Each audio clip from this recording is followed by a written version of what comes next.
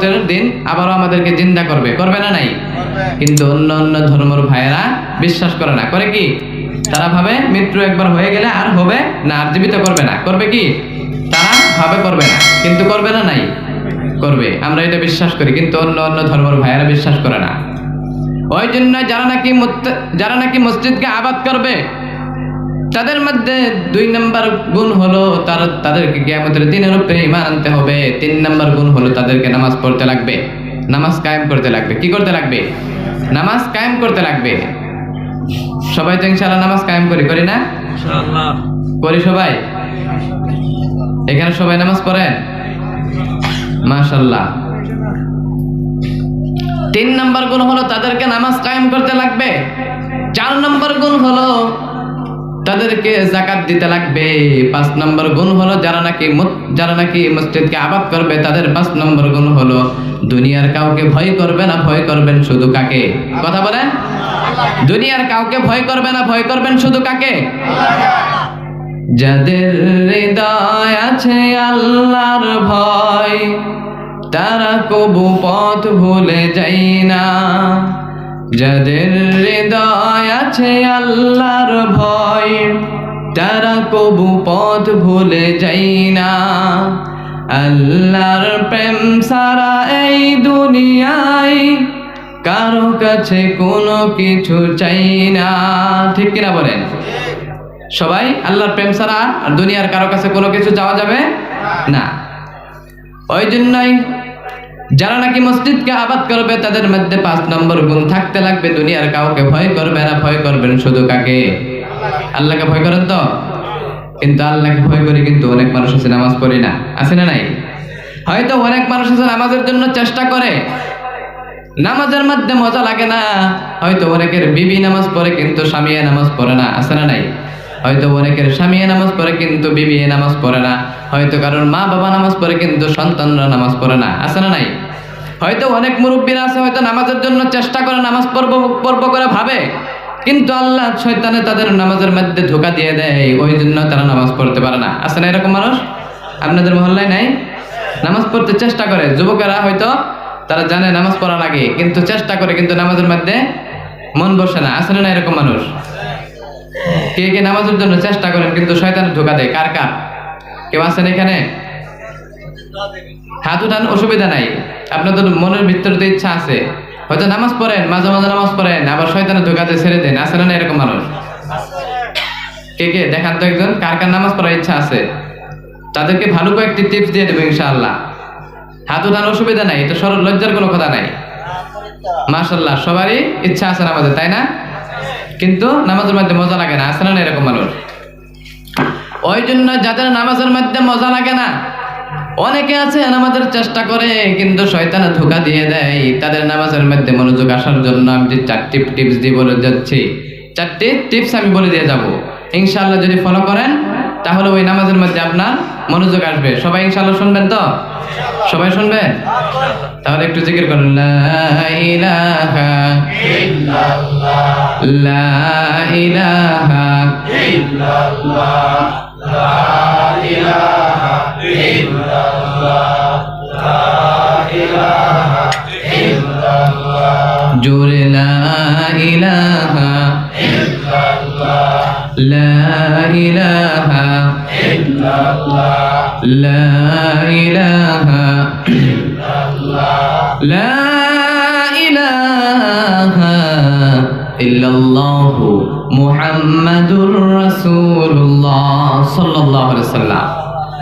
যাদের নামাজে হয়তো চেষ্টা করেন নামাজের জন্য, কিন্তু নামাজের মধ্যে মজা লাগে না, তাদের জন্য 4টি টিপস বলে দিয়ে যাব। ইনশাআল্লাহ ফলো করবেন, তাহলে ওই নামাজের মধ্যে আপনার মনোযোগ আসবে। সবাই ইনশাআল্লাহ শুনবেন? যাদের নামাজের মধ্যে মজা লাগে না, তাদের জন্য 1 নম্বর টিপস হলো, যখন নাকি আপনি নামাজে দাঁড়ায় যাবেন, ওই সময় আপনি ভাববেন যে আপনার জীবনের শেষ নামাজ। কি নামাজ? আপনার যখন নাকি নামাজের মধ্যে মজা লাগবে না, ওই সময় আপনি ভাববেন যে এটাই আমার জীবনের শেষ নামাজ। আপনি জীবনের শেষ নামাজ মনে করে যদি আপনি নামাজ পড়েন, তাহলে ওই নামাজের মধ্যে মনোযোগ বাড়িয়ে দিবেন তিনি কে? কারণ এখন সময় বাজে 9টা, তাই না? 10টা, 11টা, 12টা, আর মধ্যে কত ঘন্টা সময় থাকলো? কয় ঘন্টা সময়? 9টা থেকে 12টা পর্যন্ত কত ঘন্টা সময়? 3 ঘন্টা। এই 3 ঘন্টা পরে যদি আপনার মালাকুল মউত এসে যদি আপনার জানটা বাহির করে নিয়ে যায়, তাহলে কি এই দুনিয়ার 3 ঘন্টা সময় আপনার কি কোনো হুঁশ থাকবে? কোনো হুঁশ থাকবে? থাকবে না। আপনাকে যদি বলা হয় আপনার একটু পরেই 3 ঘন্টা পরে আপনার জানটা চলে যাবে, আপনার দুনিয়ার কোনো হুঁশ থাকবে না। আপনাকে যদি বলা হয় 3 ঘন্টা পরে আপনার মৃত্যু হয়ে যাবে, আপনার মালাকুল মউত এসে আপনার জানটা বাহির করে নিয়ে যাবে, ওই সময় আপনার দুনিয়ার কোনো হুঁশ থাকবে না। আপনি ওই 3 ঘন্টা সময় আপনি ভালো করে ওযু করে যাই নামাজে এমন ভাবে দাঁড়াবেন, আপনার হয়তো ওই জীবনের শেষ 3 ঘন্টা সময় আপনি আল্লাহর কাছে এমন করে তওবা করবেন, এমন করে নামাজে দাঁড়াবেন, যদি ওই 3 ঘন্টার মধ্যে আপনার সমস্ত গুনাহ আল্লাহ মাফ করে দেয়, তাই না? নাই এমন ভাববেন না? দুনিয়ার কোনো হুঁশ আপনার থাকবে না, কারণ ওই 3 ঘন্টা সময়ের মধ্যে আপনার যত ইবাদত করতে পারেন, তাই না? আপনি যদি মনে মনে ভাবেন নামাজের মধ্যে যখন দাঁড়াবেন, আপনি যদি ভাবেন এইটাই আমার জীবনের শেষ নামাজ, এরপরে আমি আর নামাজ পাবো না, এমন করে যদি নামাজ পড়েন, তাহলে ওই নামাজের মধ্যে মনোযোগ বাড়িয়ে দিবে আমার আল্লাহ। 2 নাম্বার টিপস হলো, আপনি যখন নাকি নামাজে দাঁড়াবেন, আপনি নামাজের মধ্যে যে সূরাগুলো পড়বেন, যে তাসবিহগুলো পড়বেন, যে দোয়াগুলো পড়বেন, ওইগুলোর অর্থ জেনে নামাজ পড়বেন। অর্থ জানার দরকার আছে না? হয়তো অনেক মানুষ আছে নামাজ পড়ে কিন্তু অর্থ জানে না, ওই জন্য নামাজের মধ্যে মজা লাগে না, ওই জন্য যারা নাকি অর্থ জানেন না, সূরা কেরাত জানেন না, আপনাদের মহল্লায় যে ইমাম সাহেব আছে, ইমাম সাহেবকে বলবেন, ওই ইমাম সাহেব আপনাদেরকে শিখাই দিবে, দিবে না? নাই প্রতি জুম্মার দিন বলবেন ইমাম সাহেবকে, আজকে সূরা ফাতিহাটা আমাদেরকে শিখাই দেন, দিবে না? নাই এক জুম্মার মধ্যে বলবেন আজকে সূরা ফাতিহা শিখাই দেন। 2 নাম্বার পরের জুম্মায় ধরবেন আজকে সূরা ইখলাসটা শিখাই দেন। দরকার আছে না? হয়তো আপনি নামাজের মধ্যে পড়েন কুল আউযু বিরাব্বিন নাস মালিকিন নাস ইলাহিন নাস মিন শাররিল ওয়াসওয়াসিল খান্নাস আল্লাযী ইউওয়াসওয়িসু ফি সুদুরিন নাস মিনাল জিন্নাতি ওয়ান নাস। সুবহানাল্লাহ পড়ে। আপনি হয়তো নামাজের মধ্যে পড়তেছেন কুল আউযু বিরাব্বিন নাস, অর্থ জানেন না, মালিকিন নাস পড়তেছেন, অর্থ জানেন না, ওই জন্য আপনার নামাজের মধ্যে মজা আসে না, তাই না? নাই কারণ অর্থই জানেন না, ওই জন্য অর্থ জেনে নামাজ পড়ার চেষ্টা করবেন। 3 নাম্বার পদ্ধতি হলো, আপনি যখন নাকি নামাজে দাঁড়াবেন, ইমাম সাহেবের পিছনে নামাজে দাঁড়াবেন, কারণ একা একা নামাজ পড়লে ওই নামাজের মধ্যে মজা লাগবে না। লাগবে কি? একা একা নামাজ পড়লে হয়তো সূরা কেরাত জানেন না, ভালো লাগবে না নামাজ পড়ে। ভালো লাগবে কি? দোয়া জানেন না, কেমনে করে নামাজ পড়েন? আপনি নামাজ পড়তে গেলে তো কমসে কম ওযু করতে লাগবে, লাগবে না? নাই ওযু করতে গেলেও দোয়ার দরকার আছে না? নাই আছে না? তাহলে ওই জন্য দোয়া জানার দরকার আছে না? নাই ওই জন্যই 3 নাম্বার পদ্ধতি হলো, আপনি যখন নাকি নামাজে দাঁড়াবেন, ওই সময় যে ইমাম সাহেবের পিছনে দাঁড়াবেন, একা একা নামাজ পড়বেন না, কারণ আপনি যদি কিছু না জানেন, ইমাম সাহেব যখন আল্লাহু আকবার তাকবীর দেবে, আপনি ইমাম সাহেবের সাথে আল্লাহু আকবার, ইমাম সাহেব যখন পড়বে সামি আল্লাহু লিমান হামিদা, আপনিও সামি আল্লাহু লিমান হামিদা, তাই না? ইমাম সাহেবের পিছনে নামাজ পড়লে সমস্ত আপনার যে নামাজের দায়িত্বটা ইমাম সাহেবের পিছনে, ইমাম সাহেবের কাছে চলে যায় না? ওই জন্য সবসময় মসজিদে নামাজ পড়বেন, মসজিদে এসে নামাজ পড়বেন ইমাম সাহেবের পিছনে, তাহলে ওই নামাজের মধ্যে মনোযোগ আল্লাহ বাড়ায় দিবে, দিবে না? নাই 4 নাম্বার পদ্ধতি হলো, আপনি যখন নামাজ পড়বেন, ধীরে স্থিরে নামাজ পড়বেন, নামাজের মধ্যে কোনো তাড়াহুড়ো করবেন না, কারণ আপনি যদি নামাজের মধ্যে তাড়াহুড়ো করেন, তাহলে ওই নামাজের মধ্যে কোনো মনোযোগ আসবে না। আসবে কি? ধীরে স্থিরে নামাজ পড়বেন, একদম আস্তে আস্তে নামাজ পড়বেন, কারণ ধীরে স্থিরে নামাজ পড়লে ওই নামাজের মধ্যে মনোযোগ বাড়িয়ে দেয় কে? জোরে বলেন। তাহলে ধীরে স্থিরে নামাজ পড়া দরকার আছে না? কারণ অনেক মসজিদে দেখা যায়, ওই দিন এক মসজিদে দেখলাম মাগরিবের সময় 1 রাকাতের মধ্যে সিজদা কয়টা? 1 রাকাতের মধ্যে সিজদা কয়টা? 2টা না? 2টার মধ্যে 2টা দেওয়ার, একটা দেওয়ার পর আরেকটা সিজদার মধ্যে বসা লাগে না? বসার পরে ইমাম সাহেব সিজদা যাই নাই, কিন্তু মুক্তাদিরা সিজদা চলে গেল, যাওয়ার পরে দেখে যে ইমাম সাহেব তো সিজদা যাই নাই, তখন এখন উঠতেও পারতেছে না, সিজদা তো যাইতে পারতেছে না, মাঝখানে গিয়া হ্যাং হয়ে গেল। আছে না? না এরকম মানুষ? মোবাইল যেরকম হ্যাং হয়, মোবাইল হ্যাং হয় না, ওই রকম ওই মানুষটাও হ্যাং হয়ে গেল, 2 সিজদার মাঝখানে যায় হ্যাং হয়ে গেল, কারণ লজ্জা পাইতেছে এখন কেমনে করে উঠবে আর কেমনে করে সিজদা যাবে, কারণ ইমাম সাহেব তো যাই নাই, ইমাম সাহেব গেলে সিজদা যাইতে পারবো, তাই না? তখন মাঝখানে যায় হ্যাং হয়ে যায়। ওই রকম নামাজের মধ্যে করবেন না। ওই রকম করে যদি নামাজ পড়েন তাহলে নামাজের মধ্যে কোনো মনোযোগ আসবে না। ওই জন্য 1 নম্বর পদ্ধতি হলো আপনি যখন নাকি নামাজে দাঁড়াবেন আপনি ভাববেন যে এটা আপনার জীবনের শেষ নামাজ, তাহলে ওই নামাজের মধ্যে আমার আল্লাহ মনোযোগ বাড়ায় দিবে। আপনার 2 নম্বর পদ্ধতি হলো আপনি যখন নাকি নামাজে দাঁড়াবেন আপনি নামাজের যে সূরাগুলো পড়বেন, যে তাসবিহগুলো পড়বেন, ওই তাসবিহগুলোর অর্থ জেনে নামাজ পড়ার চেষ্টা করবেন।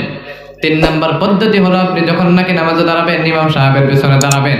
4 নম্বর পদ্ধতি হলো আপনি যখন নামাজে দাঁড়াবেন ধীরে স্থিরে নামাজ পড়বেন, কোন নামাজের মধ্যে কোনো তাড়াহুড়ো করা যাবে না।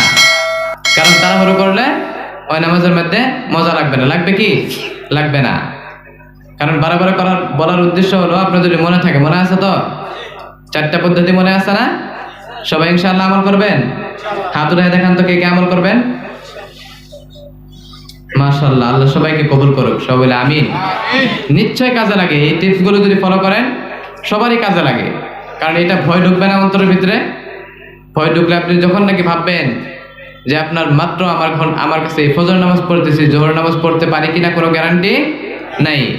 আপনি আসর নামাজ পড়তেছেন, মাগরিব নামাজে পান কিনা এটা কোনো গ্যারান্টি নাই। অনেক মানুষ আছে দেখবেন রাস্তার মধ্যে অ্যাক্সিডেন্টেও মারা যায়। অনেক মানুষ আছে সাগরের নিচে পানির নিচে ডুবেও মারা যায়। অনেক মানুষ আছে দেখবেন যে অ্যাক্সিডেন্টেও মারা যায়। অনেক মানুষ আছে নামাজের মধ্যেও মারা যায়। অনেক মানুষ ঘুমের মধ্যেও মারা যায়। আছে না নাই? রাত্রের বেলা ভালো মানুষ ঘুমাসে কিন্তু সকালবেলা ডাক দিতে যাবেন দেখবেন যে মরা। আছে না নাই? ওই জন্যই যখন নাকি নামাজে দাঁড়াবেন ভাববেন যে এই টাইমের জীবনের শেষ নামাজ, তাহলে ওই নামাজের মধ্যে আমার আল্লাহ মনোযোগ বাড়িয়ে দিবে। ধীরে স্থিরে নামাজ পড়বেন। সাহাবারা যখন নাকি নামাজ পড়তেন মরুভূমির জমিনে যখন নাকি দাঁড়াইতেন এত সুন্দর করে নামাজ পড়তেন, লম্বা লম্বা কেরাত পড়তেন, এত সুন্দর সুন্দর কোরআন তেলাওয়াত করতেন। যে সময় নাকি মরুভূমির জমিনে দাঁড়িয়ে দাঁড়িয়ে নামাজ পড়তেন মদিনার পাখিগুলো মনে মনে ভাবতেন যে এইগুলো হলো এক মদিনার সাধারণ খেজুর গাছ। কি গাছ এগুলো? খেজুর গাছ। ওইখানে মাথার উপরে বসে পাখিগুলো খাওয়া দাওয়া করতো। কারণ লড়াচড়া করতো না সাহাবারা, এত সুন্দর করে দাঁড়ায় থাকতো নামাজের মধ্যে। ওই জন্যই তারা মনে করতো এইগুলো মদিনার খেজুর গাছ, ওইখানে বসে খাওয়া দাওয়া করতো। আর আমরা তো নামাজের মধ্যে কত তাড়াহুড়ো করি না নাই? নামাজের মধ্যে হয়তো আমরা নামাজের মধ্যে আছি কিন্তু আমার মনোযোগটা অন্য জায়গায় চলে যায়, তাই না? ওই রকম করে নামাজ পড়লে নামাজের মধ্যে মজা রাখবেন। আপনি হয়তো 20 বছর নামাজ পড়েন কিন্তু আপনার নামাজের মধ্যে কোনো মজা আসবে না। আসবে কি? আসবে না। একজন সাহাবা মসজিদে নববীর বারান্দার মধ্যে নামাজ পড়তেছিলেন। বিশ্ব নবী ডাক দিলেন, ও সাহাবা এদিকে শোনো। তখন বললেন, সল্লি ফা ইন্নাকা লাম তুসাল্লি, তোমার নামাজ হয় নাই, তুমি আবারও নামাজ পড়ো। কি করো? তোমার নামাজ হয় নাই, তুমি আবারও নামাজ পড়ো। সাহাবারা তো সুন্দর করে নামাজ পড়তো না, তাও তাদের ভুল হয়েছে। বিশ্ব নবী ডাক দিলেন, সল্লি ফা ইন্নাকা লাম তুসাল্লি, ও সাহাবা তোমার নামাজ হয় নাই, তুমি আবারও নামাজ পড়ো। তখন বিশ্বনবীর কথা মতে আবারও নামাজে দাঁড়াইলেন। নামাজে দাঁড়ানোর পরে নামাজ পড়ার পরে আবারও বিশ্বনবী ডাক দিলেন, সল্লি ফা ইন্নাকা লাম তুসাল্লি, তোমার নামাজ হয় নাই, তুমি আবারও নামাজ পড়ো। কি করো? তোমার নামাজ হয় নাই, তুমি আবারও নামাজ পড়ো। আবার যখন বললেন, সল্লি ফা ইন্নাকা লাম তুসাল্লি, ও সাহাবা তোমার নামাজ হয় নাই, তুমি আবারও নামাজ পড়ো। তখন ওই সাহাবারা আল্লাহর নবীর কথা মতে ওই সাহাবারা নামাজ পড়লেন। তখন বললেন, ও হুজুর আমি এর চাইতে আর ভালো করে আমি নামাজ পড়তে জানি না, এর চাইতেও যদি ভালো নামাজ থাকে তাহলে ও নবী আপনি আমাকে শিখাই দেন। তাহলে সাহাবারা যে নামাজ পড়তো ওইগুলো নামাজ হইতো না, এত সুন্দর করে নামাজ পড়তেন। তাহলে কি আমাদের নামাজ কবুল হয়? এটা কোনো গ্যারান্টি আছে? আমরা নামাজের মধ্যে কত তাড়াহুড়ো করি। হয়তো 2-3 মিনিট একটু বেশি লাগবে, তাই না? হয়তো এখন 4 রাকাত নামাজ পড়তে 6-7 মিনিট লাগে, তখন হয়তো একটু যদি ভালো করে ধীরে স্থিরে পড়েন 10 মিনিট সময় লাগবে। 3 মিনিট সময় বেশি লাগলে কোনো অসুবিধা আছে? কোনো অসুবিধা নাই। হযরত আলী রাদিয়াল্লাহু তাআলা আনহু যুদ্ধের ময়দানে যখন তিনার পায়ের মধ্যে যখন তীর লাগার পর ওই তীরটা বাহির করতে পারে না। কেমন করে বাহির করে? ওই তীরটা বাহির করার কোনো সুবিধা নাই। তখন আল্লাহর নবী বিশ্ব নবী রাহমাতাল লিল আলামিন তিনি একজন সাহাবাকে বললেন, ও সাহাবা হযরত আলী রাদিয়াল্লাহু তাআলা আনহু যখন নাকি নামাজে দাঁড়াবে ওই সময় ওই আলী রাদিয়াল্লাহু তাআলা আনহু পায়ের থেকে তীরটা বাহির করবা। কারণ হযরত আলী রাদিয়াল্লাহু তাআলা আনহু এত সুন্দর করে নামাজ পড়তেন, দুনিয়ার কোনো জ্ঞান থাকতো না, কোনো হুঁশ থাকতো না নামাজের মধ্যে। আল্লাহর নবী বিশ্ব নবী রাহমাতাল লিল আলামিন এক সাহাবাকে বলার মতো ওই সাহাবা হযরত আলী রাদিয়াল্লাহু তাআলা আনহু যখন নাকি নামাজে দাঁড়াইলেন, নামাজে দাঁড়ানোর পরে 1 রাকাত চলে গেলেন। দ্বিতীয় রাকাতে আল্লাহর নবীর বলার মতে ওই সাহাবা হযরত আলী রাদিয়াল্লাহু তাআলা আনহুর পায়ের থেকে তীরটা টান দিয়ে বাহির করে দিলেন। হযরত আলী রাদিয়াল্লাহু তাআলা আনহু বুঝতেই পারলো না। নামাজ শেষে হযরত আলী রাদিয়াল্লাহু তাআলা আনহু দেখে পায়ের দিকে শুধু পায়ের সাইডে শুধু দেখে রক্ত। তখন বললেন, আমার এটা কে বাহির করলেন? তখন হযরত আলী রাদিয়াল্লাহু তাআলা আনহু বলার পরে বললেন, ও নবীজি বললেন, ও আলী, আমি জানি যখন নাকি তুমি নামাজের মধ্যে দাঁড়িয়ে যাও দুনিয়ার কোনো হুঁশ তোমার কাছে থাকে না, তোমার হুঁশটা মনোযোগটা চলে যায় আল্লাহর দরবারে। কোথায় চলে যায়? আল্লাহর কাছে চলে যায়। দুনিয়ার হুঁশ তোমার থাকে না, তোমার হুঁশটা যে দুনিয়ার মধ্যে থাকে না, তোমার হুঁশটা চলে যায় শুধু আল্লাহর আরশে। সুবহানাল্লাহ বলে। তাহলে আমাদের হুঁশগুলো কি আল্লাহর আরশে চলে যায়? যায় না, দুনিয়ার মধ্যে থাকে, তাই না? নামাজের মধ্যে কে আসলো কে গেল সবগুলোই আমরা জানি, তাই না? নাই? কারণ নামাজ পড়তে গেলে আপনার কোরআনের দরকার আছে না নাই? আপনি যখন নাকি কোরআন পড়তে জানেন না, তাহলে ওই নামাজের মধ্যে মজা লাগবে না। আপনি হয়তো নিজে পারেন না, ইমাম সাহেবকে বলেন, ইমাম সাহেব শিখাই দিবে। কারণ এতটুকু আপনাকে শিক্ষা করার দরকার। বিশ্বনবী বলেন, তালাবুল ইলমি ফারিদাতুন আলা কুল্লি মুসলিমিন ওয়া মুসলিমা। পৃথিবীর প্রত্যেকজন নারী এবং পুরুষ সবার জন্য ইলমে দিন শিক্ষা করাটা ফরজ করে দিয়েছেন তিনি কে? কথা বলে। পৃথিবীর প্রত্যেকজন নারী এবং পুরুষ সবার জন্য ইলমে দিন শিক্ষা করাটা ফরজ করে দিছে না নাই? তাহলে আমাদের ইলমে দিন শিক্ষা করার দরকার আছে না? সবাই ইনশাআল্লাহ শিখছেন? শিখা হয় নাই, তাই না? ওই জন্য সবাই ইলমে দিনটা শিক্ষা করেন। আপনাকে হাফিজ হইতে লাগবে, আপনাকে আলিম হইতে লাগবে, সেটা আল্লাহ রাব্বুল আলামিন বলে নাই। আপনাকে মুহাদ্দিস হইতে লাগবে সেটা বলে নাই। আপনাকে মুহাদ্দিস হইতে লাগবে সেটাও বলে নাই। আপনাকে মুফাসসির হইতে লাগবে সেটাও বলে নাই। বলছে কি, আপনি এতটুকু শিক্ষা করেন যেটা দিয়ে আপনি নামাজ সহিহ করে আদায় করতে পারেন, আপনি হজ করতে পারেন, রোজা করতে পারেন, ভালো করে আপনি মাসলা মাসাইল করে জানেন, এতটুকুই আপনি ইলমে দিন শিক্ষা করেন। দরকার আছে না নাই? ফরজ করে দিয়েছে, আপনাকে শিখতেই লাগবে। কারণ কোরআন শরীফটাও অতটুকু শিখা আপনার জন্য জরুরি, আছে না নাই? বিশ্বনবী বলেন, কোরআন শরীফটা এমন করে পড়ো, কোরআন শরীফটা পড়লে কাল কিয়ামতের দিন আমার আল্লাহ রব্বুল আলামিন যারা নাকি কোরআন শরীফ পড়তে পারে, রব্বুল আলামিন বলেন কাল কিয়ামতের দিন তাদেরকে জান্নাতের মধ্যে একটি পুরস্কার দেব। সেটি পুরস্কার হলো, বিশ্বনবী বলেন, ইকরা ওয়ারতাকি ওয়ারাত্তিল কামা কুনতা তুরাত্তিলু ফিদ দুনিয়া ফা ইন্না মানজিলাতাকা ফি আখিরি আয়াতিন তুকরাউহা। সুবহানাল্লাহ পড়েন। কাল কিয়ামতের দিন আল্লাহ রব্বুল আলামিন যারা নাকি কোরআন শরীফ পড়তে পারে, যারা নাকি সাহেবে কোরআন, হাফিজে কোরআন, তাদেরকে আল্লাহ রাব্বুল আলামিন কাল কিয়ামতের দিন জান্নাতের মধ্যে বলবেন, ইকরা ওয়ারতাকি ওয়ারাত্তিল কামা কুনতা তুরাত্তিলু ফিদ দুনিয়া ফা ইন্না মানজিলাতাকা ফি আখিরি আয়াতিন তুকরাউহা। সুবহানাল্লাহ পড়েন। কাল কিয়ামতের দিন আল্লাহ রাব্বুল আলামিন বলবেন, ও কোরআন পড়নেওয়ালা ও সাহেবে কোরআন, হাফিজে কোরআনদেরকে বলবেন, দুনিয়াতে যেরকম করে তুমি এক একটা করে আয়াত সুন্দর করে পড়েছিলা, ওই রকম করে এক একটা করে আয়াত তুমি পড়তে থাকো, আর জান্নাতের মধ্যে এক একতলা করে বিল্ডিং উঁচু করতে থাকো। সুবহানাল্লাহ পড়ে। যেরকম করে তুমি দুনিয়াতে পড়েছিলে, কুল আউযু বিরাব্বিন নাস মালিকিন নাস ইলাহিন নাস মিন শাররিল ওয়াসওয়াসিল খান্নাস الذي يوسوس في صدور الناس من الجنة والناس। যেরকম করে তুমি দুনিয়াতে এক একটা করে আয়াত পড়ছিলা, ওই রকম করে একটা করে আয়াত পড়ো, আর এক একটা করে জান্নাতের মধ্যে বিল্ডিং বানাতে থাকো। সুবহানাল্লাহ পড়েন। দুনিয়াতে তাহলে কোরআন পড়ার দরকার আছে না? আছে না নাই? একটা করে আয়াত পড়বেন, এক একটা করে বিল্ডিং আপনার জন্য জান্নাতের মধ্যে উঁচু করতে থাকবে। যেরকম নাকি কুল আউযু বিরাব্বিল ফালাক একটা করে আয়াত পড়বেন, আর এক একটা করে জান্নাতের মধ্যে বিল্ডিং আমার আল্লাহ উঁচা করে দিবে। ওই জন্যই শুধু ওইটাই পুরস্কার না, দুনিয়ার সবচাইতে বড় বিল্ডিংটার নাম হলো বুর্জ খলিফা। নাম শুনছেন না? দুবাইতে আছে না? পৃথিবীর সবচাইতে বড় বিল্ডিংটার নাম কি জানেন? সবাই হয়তো জানেন না, যুবক পোলাপানরা জানে হয়তো মোবাইলে দেখে। বুর্জ খলিফা সবচাইতে বড় বিল্ডিং। ওই বিল্ডিং চাইতে কি জান্নাতের বিল্ডিং বড় হবে না ছোট হবে? বড় হবে না? অনেক বড় হবে। ওই জন্যই বিশ্বনবী বলেন, লা তাজআলু বুয়ুতাকুম মুকাবিরা ফাইন্না আশ-শাইতানা ইয়ানফিরু মিনাল বাইতিল্লাযী তাকরাউ ফীহি সূরাতুল বাকারা। যে বান্দা নাকি দুনিয়াতে সূরা বাকারা তোমাদের লা তাজআলু বুয়ুতাকুম মুকাবিরা, ও দুনিয়ার মানুষ তোমাদের ঘরকে তোমরা কবরস্থান বানায়ও না। কারণ যেরকম নাকি কবরস্থানে কোনো তসবিহ হয় না, কোনো তেলাওয়াত হয় না, হয় কি কবরস্থানের মধ্যে শুধু মুর্দা থাকে না, ওই রকম তোমাদের ঘরকেও তোমরা কবরস্থান বানায়ও না। লা তাজআলু বুয়ুতাকুম মুকাবিরা, তোমাদের ঘরকে তোমরা কবরস্থান বানায়ও না।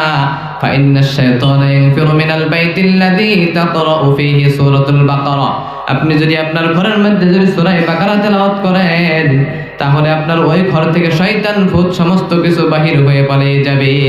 সুবহানাল্লাহ বলে। তাহলে সূরা বাকারা পড়ার দরকার আছে না? প্রত্যেকেরই ঘরে ঘরে সূরা বাকারা তেলাওয়াত করুন। সূরা বাকারা চেনেন? চেনেন কি সূরা বাকারা কাকে বলে? কোন সূরা? আলিফ লাম মিম নাম শুনছেন না? ওই সূরাটার নামই হলো সূরা বাকারা। সবচেয়ে বড় সূরা কোরআন শরীফের মধ্যে, সর্বপ্রথম সূরা। তাহলে পড়ার দরকার আছে না? যারা পারি না তাদেরও শিক্ষার দরকার আছে না নাই? হয়তো আপনি পারেন না, আপনি ইমাম সাহেবকে নিয়ে আপনার বাড়িতে একজন হুজুর ডাক দিয়ে আপনি ওই সূরা বাকারাটা তেলাওয়াত করায় নিয়ে আপনার ঘর থেকে শয়তান ভূত সমস্ত কিছু দৌড়িয়ে দৌড়িয়ে পালিয়ে যাবে। তার দরকার আছে না নাই? সূরা বাকারাটা সবারই ঘরে পড়বেন ইনশাআল্লাহ বলেন। এই ছোট ছোট কাজগুলো যদি করেন অনেক ফায়দা হবে, হবে না নাই? লা তাজআলু বুয়ুতাকুম মুকাবিরা, তোমাদের ঘরকে তোমরা কবরস্থান বানায়ও না। প্রত্যেকেরই ঘরের মধ্যে কোরআন শরীফ পড়াটা জরুরি। প্রত্যেকেরই ঘরের মধ্যে কোরআন শরীফ পড়ার দরকার আছে।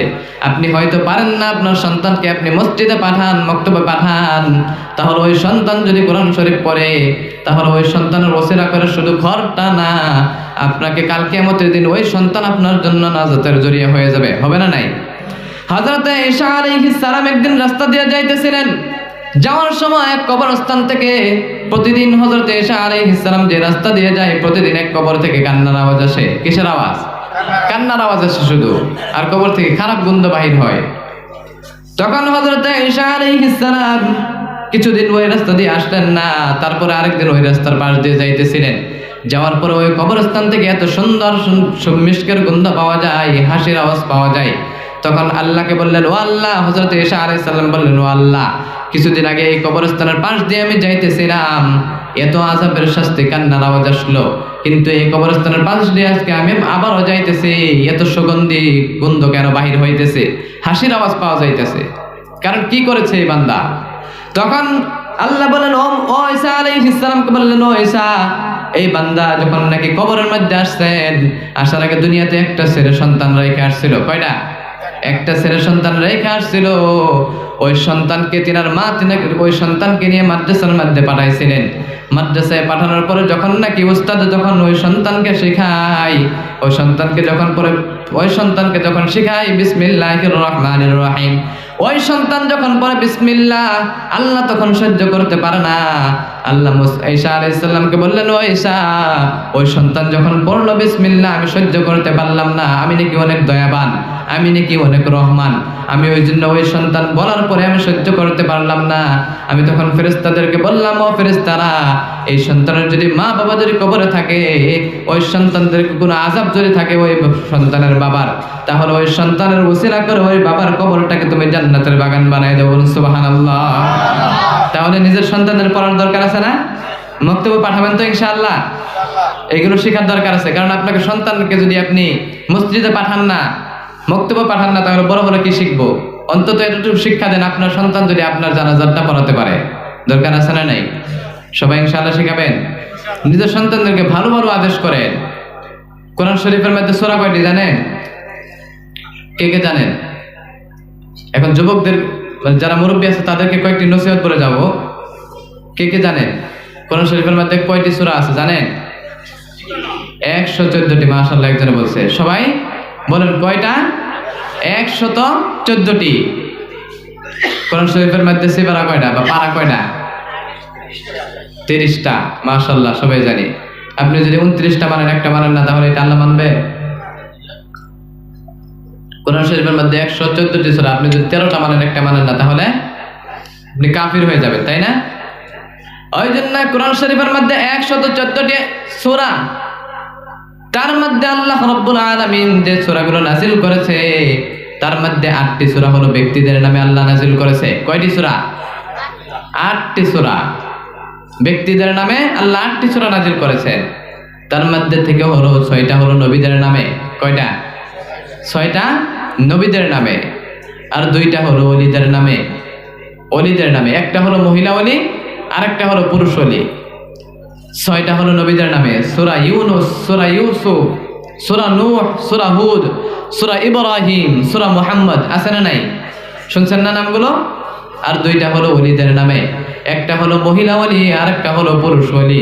মহিলা ওলির নাম হলো সূরা মারিয়াম, নাম শুনছেন না? আর পুরুষ ওলির নাম হলো হযরত লোকমান। শুনছেন না নাই? লোকমান সূরা নাম শুনছেন না?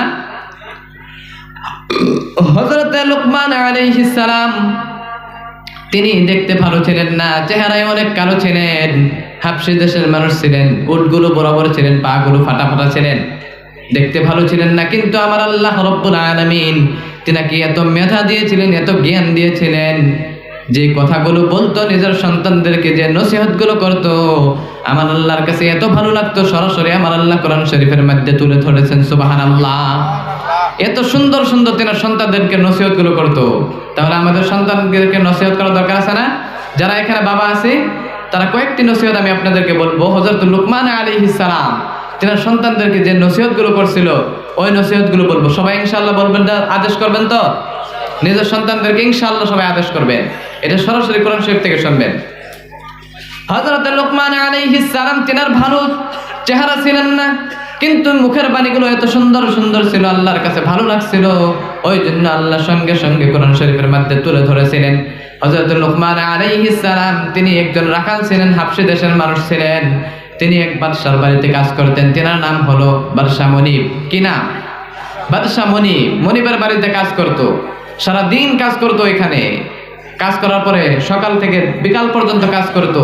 তারপরে যখন বিকালে যখন বাড়ির দিকে ফিরতো, বাড়ির সামনে দেখতো মানুষের ভিড়, গ্রামের যত মানুষ আছে সমস্ত মানুষের ভিড় তেনার কথা শোনার জন্য। তেনার যে মূল্যবান মূল্যবান কথাগুলো বলতো, তার কথা শোনার জন্য বাড়ির সামনে ভিড় হয়ে থাকতো। যেরকম আপনার ওয়াজ শুনতে আসছেন না, হয়তো অন্য অন্য হুজুরা ওয়াজ করে গেল, ওয়াজ শুনতে আসছেন না, নাই ভিড় লাগছেন না, ওই রকম মানুষের ভিড় থাকতো হযরত লুকমান আলাইহিস সালামের বাড়ির সামনে। অনেক সুন্দর সুন্দর কথা বলতো, নসিহত করতো। ওই নসিহতগুলো কি আমাদের শোনার দরকার আছে না? ইনশাআল্লাহ শুনবেন। হযরত লুকমান আলাইহিস সালাম তিনার বাড়ির সামনে অনেক মানুষ ভিড় করতো তিনার মুখের কথা শোনার জন্য।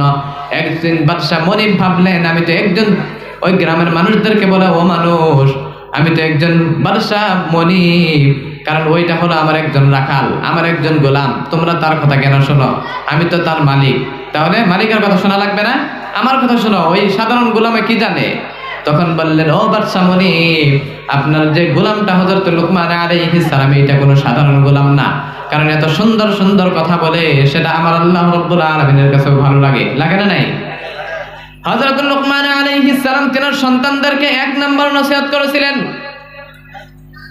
وَإِذْ قَالَ لُقْمَانُ لِابْنِهِ وَهُوَ يَعِظُهُ يَا بُنَيَّ لَا تُشْرِكْ بِاللَّهِ إِنَّ الشِّرْكَ لَظُلْمٌ عَظِيمٌ। আল্লাহু আকবার বলেন। আরেকটু জোরে বলুন, আল্লাহু আকবার।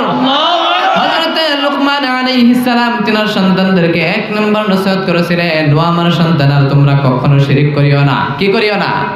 শিরিক করিও না, তোমরা কখনো শিরিক করিও না। শিরিক করাটা অনেক বড় পাপ, সমস্ত পাপের বড় পাপ, সমস্ত পাপের বাপ। তোমরা কখনো শিরিক করিও না।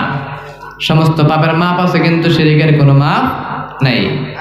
2 নম্বর নসিহত করেছিলেন, ইয়া বুনাইয়া ইন্নাহা ইন তাকু মিসকালা হাববাতিন মিন খারদালিন فتكن في صخرة أو في السماوات أو في الأرض يأت بها الله إن الله لطيف خبير। الله أكبر বলেন।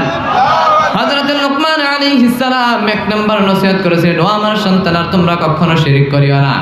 সমস্ত পাপের মাপ আছে, কিন্তু শিরকের কোনো মাপ নাই। ক্যান্সারের অ্যানসার আছে, কিন্তু শিরকের কোনো অ্যানসার নাই। 2 নম্বর নসিহত করেছিলেন, ও আমার সন্তানেরা, তোমরা ভালো কিংবা খারাপ কাজ করো, ছোট্ট কিংবা বড় কাজ করো, কেউ দেখলো না, কিন্তু সেটা দেখে কে? জোরে বলেন, কে দেখে? কেউ যেটা দেখে না সেটা দেখে কে? কেউ যেটা বুঝে না সেটা বুঝে কে? কেউ যেটা পারে না সেটা পারে কে? কেউ যেটা করে না সেটা করে কে? ওই জন্য সবসময় আমরা প্রশংসা করবো কার? কথা বলে না। ওই জন্য আল্লাহ রাব্বুল আলামিন হযরত লুকমান আলাইহিস সালামের 3 নম্বর নসিহতটি যে ধরেছিলেন, হযরত লুকমান আলাইহিস সালাম যে 3 নম্বর নসিহতটি করেছিলেন, রব্বুল আলামিন কোরআন শরীফের মধ্যে বললেন, ইয়া বুনাইয়া আকিমিস সালাতা ওয়া'মুর বিল মা'রুফ ওয়ানহা আনিল মুনকারি ওয়াসবির আলা মা আসাবাক ইন্না যালিকা মিন আজমিল উমুর। আল্লাহু আকবার বলেন। হযরত লুকমান আলাইহিস সালাম তার সন্তানদেরকে 1 নম্বর নসিহত করেছিলেন, ও আমার সন্তানেরা তোমরা শিরক করিও না। 2 নম্বর নসিহত করেছিলেন, তোমরা ভালো কিংবা ছোট্ট কাজ করো, বড় কিংবা ছোট্ট কাজ করো, ভালো কিংবা খারাপ কাজ করো, দুনিয়ার কেউ দেখে না কিন্তু আমার আল্লাহ রাব্বুল আলামিন দেখে না নাই? আপনি যদি রাত্রের 12টার সময় যদি আপনি গুনাহ করে দরজা বন্ধ করে লাইট অফ করে যদি গুনাহ করেন, দুনিয়ার কেউ দেখলো না কিন্তু সেটা দেখলো কে? জোরে বলেন। আপনি যদি রাত্রের বেলা দরজা বন্ধ করে লাইট অফ করে যদি আপনি ভালো কাজ করেন, তাহাজ্জুদের মধ্যে দাঁড়ায় যান, দুনিয়ার কেউ দেখলো না কিন্তু সেটা দেখলো কে? আরেকটু জোরে বলেন। ঘুম ধরছে নাকি আপনাদের? ওই জন্য 3 নম্বর নসিহত করেছিলেন, ইয়া বুনাইয়া আকিমিস সালাহ ওয়া'মুর বিল মা'রুফি ওয়ানহা আনিল মুনকারি ওয়াসবির আলা মা আসাবাক ইন্না যালিকা মিন আজমিল উমুর। সুবহানাল্লাহ বলে। 3 নম্বর নসিহত করেছিলেন, ও আমার সন্তানেরা তোমরা নামাজকে কায়েম করো। নামাজ কায়েম করা লাগবে না, শুধু নামাজ পড়লে হবে না, নামাজ কায়েম করতে লাগবে। এটা একটা অভ্যাস বানাতে লাগবে আপনারে, অভ্যাস করতে লাগবে না। এটা একদিন নামাজ পড়লে হবে না। হয়তো আপনাকে বলা হলো, আমি আজকে বলে গেলাম যে কালকের থেকে নামাজ পড়বেন, শুধু কালকের দিনটা নামাজ পড়লেন, এটা হয়ে গেল? হলো না। নামাজ কায়েম করতে লাগবে। হযরত লুকমান আলাইহিস সালাম তিনি নবী ছিলেন না, কিন্তু তিনার কথাগুলো আল্লাহর কাছে এত ভালো লাগতো, এই কোরআন শরীফের মধ্যে তুলে ধরেছে। এই কথাগুলো নসিহতগুলো কারা করছিল? নিজের সন্তানদেরকে করছিল। কে করছিল? সন্তানের আদেশ কে করছিল? বাবা করছিল। এখানে কি আপনারা কেউ বাবা নাই আছেন? তাহলে নিজের সন্তানদেরকে আদেশগুলো করার দরকার আছে না? এটা কার কথা? আল্লাহর কথা। তাহলে আল্লাহর কথা মানার দরকার আছে না নাই? যেগুলো আদেশ করছে এগুলো করবেন। আল্লাহ রাব্বুল আলামিন কোরআন শরীফের মধ্যে বললেন, ইয়া আইয়ুহাল্লাযীনা আমানু লা তুকদ্দিমু বাইনা ইয়াদাইল্লাহি ওয়া রাসূলিহি ওয়াত্তাকুল্লাহ ইন্নাল্লাহা সামিউন আলীম। আল্লাহু আকবার বলেন। আরেকটু জোরে বলেন আল্লাহু আকবার। আল্লাহ রাব্বুল আলামিন বলেন, ও দুনিয়ার মানুষ, আমি এবং আমার রাসূল যে বিধানগুলো তোমাদেরকে দিয়েছি, যে আদেশগুলো তোমাদেরকে করেছি, ওইগুলোই মানো। তার চাইতে বেশি মানতে যায় না, তার চাইতে বেশি বুঝতে যায় না। বোঝা যাবে? তার চাইতে বেশি বুঝতে গেলে আমাদের লানত আছে না নাই? ওর মধ্যে আছে না নাই? আল্লাহ এবং আল্লাহর রাসূল যে বিধানগুলো আমাদেরকে দিয়েছে, ওই বিধানগুলো যদি আমরা মেনে চলি, তাহলে তার মধ্যে আমাদের কল্যাণ আছে, তার মধ্যে আমাদের সফলতা আছে, আছে না নাই? আর যদি তার চাইতে বেশি বুঝতে যাই, তাহলে তার মধ্যে আমাদের লানত আছে, আছে না? বেশি বুঝতে যাওয়া যাবে না। কারণ হয়তো ফজর নামাজ কয় রাকাত? 4 রাকাত, ঠিক আছে, কিন্তু ফরজ কয় রাকাত? 2 রাকাত। আপনি যদি মনে মনে ভাবেন যে এটা তো একটা আল্লাহর ইবাদত, তাই না? 2 রাকাতের জায়গায় আপনি যদি 3 রাকাত পড়েন, সওয়াব হবে না গুনাহ হবে? জোরে বলেন। গুনাহ হবে। কারণ কেন গুনাহ হবে? ভালো কাজ তো করতেছেন, গুনাহ হবে কি? গুনাহ হবে। ওই জন্য যে আল্লাহ আদেশগুলো আমাদেরকে করেছে ওইগুলো করেন। আপনার সন্তানদেরকে যে আদেশগুলো করতে বলছে ওই আদেশগুলো করেন, অন্য অন্য কোনো আদেশ করা দরকার নেই, আছে কি? ওই জন্য হযরত লুকমান আলাইহিস সালাম 3 নম্বর নসিহত করেছিলেন, ইয়া বুনাইয়া আকিমিস সালাহ ওয়া'মুর বিল মা'রুফি ওয়ানহা আনিল মুনকার ওয়াসবির আলা মা আসাবাক ইন্না যালিকা মিন আজমিল উমুর। ও আমার সন্তানেরা তোমরা নামাজ কায়েম করো, কারণ বিশ্বনবী বলেন, আউয়ালু মা ইউহাসাবু বিহিল আবদু ইয়াওমাল কিয়ামাতিস সালাহ। কাল কিয়ামতের দিন আমার আল্লাহ রাব্বুল আলামিন সর্বপ্রথম হিসাব নেবে নামাজের। নামাজের হিসাব যদি আমাদের জন্য যদি সহজ হয়ে যায়, তাহলে সমস্ত কিছুর হিসাব সহজ করে দিবেন তিনি কে? আর যদি আমাদের নামাজের হিসাব যদি কঠিন হয়ে যায়, তাহলে সমস্ত কিছুর হিসাব কঠিন করে দিবেন তিনি কে? তাহলে নামাজের দরকার আছে না? সর্বপ্রথম আপনার নামাজের দরকার আছে। নামাজ না পড়লে হবে না। অনেক মানুষ আছে নিজের সন্তানদেরকে নামাজের আদেশ করে না, আছে না? নামাজের কথা বলে না। হয়তো রাত্রে 12টা-1টা পর্যন্ত নিজের সন্তান স্কুলের লাইনে পড়াশোনা করে, ইংলিশ মিডিয়ামে পড়ে, বাংলা মিডিয়ামে পড়ে, ওইখানে পড়াশোনা করে, রাত্রে 12টা পর্যন্ত পড়াশোনা করে, কিন্তু সকালবেলা নামাজের জন্য ডাক দেয় না। আছে না নাই? ডাক দেয় না। আপনি যদি বলেন যে সকালবেলা আপনার ছেলেকে আনেন না কেন মসজিদে, তখন বললেন রাত্রে 12টা পর্যন্ত পড়াশোনা করছে, সকালে কেমনে ডাক দেয়, একটু ঘুমাসো, কয় না? নাই কয় না? কিন্তু আল্লাহ না করুক ফজরের সময় যদি আপনার ঘরের মধ্যে আগুন লেগে যায়, ওই সময় কি আপনার সন্তানরা ডাক দিবেন না? ডাক দিবেন না? নাই ডাক দিবেন কি? একটু জৈলে করে মরক, তাও একটু ঘুম পারুক, এটা ভাববেন? পুইরা মরক, তাও একটু ঘুম পারুক, এটা মানবেন কি? কখনো মানবেন না। দুনিয়ার সাধারণ আগুন থেকে যদি নিজের সন্তানরা যদি ঘুম থেকে না ডাক দেন, তাহলে জাহান্নামের আগুন কি ওইখান থেকে বাঁচাতে পারবেন? বিশ্বনবী বলেন আদ-দুফু আদ-দুখান ওয়াল আযাব, জাহান্নামের মধ্যে শুধু কষ্ট, জাহান্নামের মধ্যে শুধু শাস্তি, জাহান্নামের মধ্যে শুধু আগুন, জাহান্নামের মধ্যে শুধু ধোঁয়া। আছে না নাই? আছে না নাই? ওই জাহান্নামের ইন্ধন হবে ইয়া আইয়ুহাল্লাযীনা আমানু কু আনফুসাকুম ওয়া আহলিকুম নারা ওয়াকুদুহান নাস ওয়াল হিজারা উইদ্দাত লিল কাফিরিন। আল্লাহ রাব্বুল আলামিন যে জাহান্নামটি তৈরি করেছেন, ওই জাহান্নামের ইন্ধন হলো আগুন এবং পাথর। আল্লাহ কাউকে জাহান্নামে দিতে চায় না, কোনো মানুষকে আল্লাহ জাহান্নামে দিতে চায় না। চাই কি? আল্লাহ এত মায়া করে মানুষকে বানাইছে, সর্বশ্রেষ্ঠ মখলুক, তাই না? ঠিক না? নাই? আল্লাহ কি ওই মখলুককে জাহান্নামে দিতে চায়? আপনি হয়তো আপনি হাত দিয়ে একটা অনেক সুন্দর জিনিস একটা বানাইছেন, আপনার নিজে হাতে সারা জীবনের আপনি কর্ম এখানে করেছেন, করার পরে সারা জীবনের মেহনত করে একটা জিনিস বানাইছেন, ওইটা কি আপনি আগুনে পুড়তে যাবেন? কখনো না। আল্লাহ কি অনেক সুন্দর করে আমাদেরকে বানাইছে না? সর্বশ্রেষ্ঠ মখলুক, তাই না? কিন্তু আল্লাহ মানুষকে জাহান্নামে দিতে চায় না। কিন্তু অনেক মানুষ আছে নিজের কর্মের জন্য ওই মানুষটাও জাহান্নামে যায়, জানে নাই? আপনি যদি আপনার সন্তানকে, আপনার মেয়ে সন্তানকেও যদি আপনি যদি নামাজের আদেশ না করেন, ভালো আদেশ যদি না করেন, তাহলে ওই সন্তানের ওসিলা করে আপনাকে কাল কিয়ামতের দিন জাহান্নামে যাইতে লাগবে। আপনার উপরে যদি জাহান্নাম যদি, জান্নাতটা যদি ওয়াজিব হয়ে যায়, কিন্তু আপনার সন্তান যদি, আপনার মেয়ে সন্তান যদি জাহান্নামে যায়, তাহলে ওই সন্তানের ওসিলা করে আপনাকে জাহান্নামে যাইতে লাগবে। কোন মহিলা যদি জাহান্নামে যায়, 4 জন পুরুষ তার সাথে জাহান্নামে যাবে। কয়জন? জোরে বলেন, শোনার দরকার আছে না নাই? 4 জন পুরুষ। জানেন কি? 1 নম্বর পুরুষ হলো নিজের বাবা। ওই মহিলার নিজের বাবা জাহান্নামে যাবে, কারণ ওই মহিলা আল্লাহকে বলবে না, আল্লাহ আমার বাবা আমাকে কোনোদিন ভালো আদেশ করে নাই। তাহলে কি ওইখানে কিছু বলতে পারবেন? ওই মহিলার জন্য আপনাকে কাল কিয়ামতের দিন জাহান্নামে যাইতে লাগবে। 2 নম্বর হলো ওই মহিলার নিজের বড় ভাই, পরিবারের বড় ভাই। ওই মহিলা যদি জাহান্নামে যায়, তাহলে ওই মহিলার সঙ্গে ওই পরিবারের বড় ভাইটাও জাহান্নামে যাবে। তাহলে যারা ভাই আছি, নিজের বোনদেরকে ভালো আদেশ করা দরকার আছে না?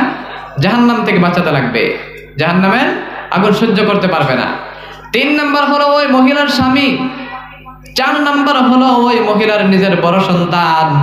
ওই মহিলা যদি জাহান্নামে যায়, তাহলে ওই মহিলার বড় সন্তানকেও জাহান্নামে যাইতে লাগবে। নাউজুবিল্লাহ বলেন। জাহান্নামের আগুন সহ্য করা যাবে?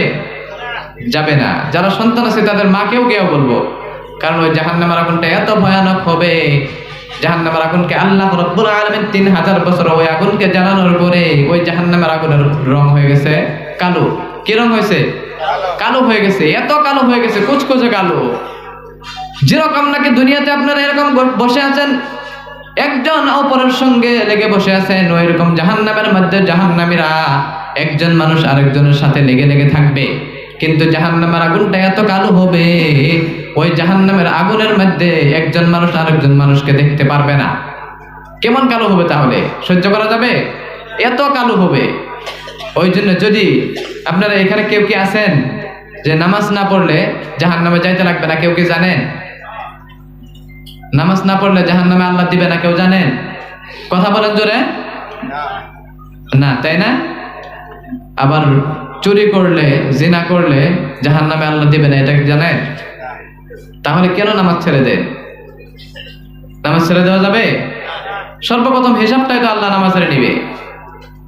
আর যদি আপনি দুনিয়ার সাধারণ আগুন যদি আপনি সহ্য করতে পারেন, যাদের মা রান্না করে, যাদের বিবি রান্না করে, যাদের বোন রান্না করে, আপনি আজকে বাড়িতে গিয়ে পরীক্ষা করবেন, একটু চুলার থেকে একটু আগুন নিয়ে, দুনিয়ার সাধারণ আগুন নিয়ে আপনি বাড়িতে গিয়ে পরীক্ষা করবেন, নিজের গায়ের মধ্যে একটু লাগাইয়া দেখবেন। যদি ওই দুনিয়ার সাধারণ আগুন যদি আপনি সহ্য করতে পারেন, তাহলে আপনি নিশ্চিত হয়ে যান কালকের থেকে আপনি নামাজ ছেড়ে দেন, আপনি সমস্ত কিছু ভালো কাজ ছেড়ে দেন, এখানে আমার কোনো আপত্তি নাই। আছে কি? দুনিয়ার সাধারণ আগুন নিয়ে হাতে লাগায় একটু দেখবেন, গায়ের মধ্যে লাগায় দেখবেন, যদি সহ্য করতে পারেন আপনি গুনাহ করেন, নামাজ ছেড়ে দেন, এখানে কোনো আপত্তি নেই। আর যদি দুনিয়ার সাধারণ আগুন সহ্য করতে না পারেন, আপনি নিশ্চিত হয়ে যান কাল থেকে আপনি নামাজ পড়বেন, কাল থেকে আপনি সমস্ত খারাপ কাজ ছেড়ে দিবেন। দরকার আছে না? কে কে পড়বেন কালকে থেকে ভালো কাজ? কে কে করবেন ইনশাআল্লাহ? হাত উঠায় দেখান তো। সবাই আমার কথা বুঝেন কি?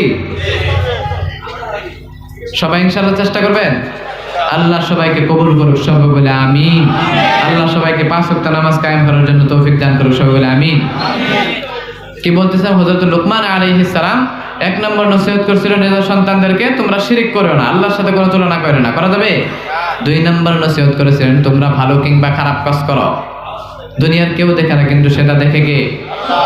ছোট্ট কিংবা বড় কাজ করো, সাগরের মধ্যে গিয়েও যদি করো, জমিনের মধ্যে যদি তুমি গর্ত করো, যদি গুনাহ করো, কেউ দেখলো না, কিন্তু সেটা দেখলো কে? ওই জন্য সবসময় আল্লাহকে স্মরণে রাখবা। 3 নম্বর নসিহত করেছিলেন, তোমরা নামাজ কায়েম করো। 4 নম্বর নসিহত করেছিলেন, কুনতুম খায়রা উম্মাতিন উখরিজাত লিন-নাস তা'মুরুনা বিল মা'রুফ ওয়া তানহাউনা আনিল মুনকার। 4 নম্বর নসিহত হলো, ও আমার সন্তানরা, তোমরা মানুষকে সৎ কামের আদেশ করো, অসৎ কাম থেকে নিষেধ করা। দরকার আছে না নাই? আছে না নাই? আপনি শুধু জাহান্নামের আগুন থেকে বাঁচতে হবে না, আপনার গ্রামবাসীকে বাঁচানোর দরকার আছে না নাই? আছে না নাই? আপনি হয়তো একটা জাহাজ দিয়ে যাইতেছেন, পানি জাহাজ ছিলেন না? পানি জাহাজ, 2 তলা জাহাজ, আছে না নাই? হয়তো নিচের তলায় অনেক খারাপ মানুষ আছে, ওইখানে জোয়ার আড্ডা চলতেছে। উপরের তলায় আপনি ভালো মানুষ, ওইখানে নামাজ পড়তেছেন, ভালো আমল করতেছেন, তাসবিহ করতেছেন।